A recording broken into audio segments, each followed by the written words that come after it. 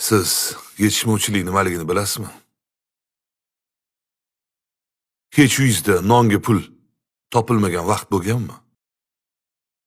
Gazga, svetga pul to'lamaganlik uchun hech o'chib ketishganmi? Bo'lganmi sizda shunaqa vaziyat? Yo'q. Biz to'qlikda katta bo'lganmiz. Biz mana shunaqa qiyinchilikda katta bo'lganmiz. Gazsiz, svetsiz, sovuqda.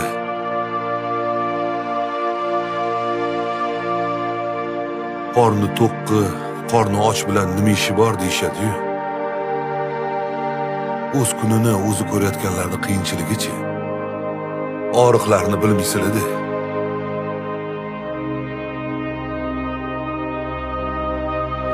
Sizlar uchun inson qadri pul bilan o'lchanadi.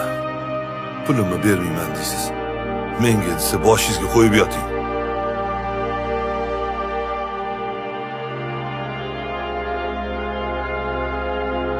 Siz yigit kishini omadi bilan o'ynashmang. Mayli, bir kun oyoqqa turib ketaman hali.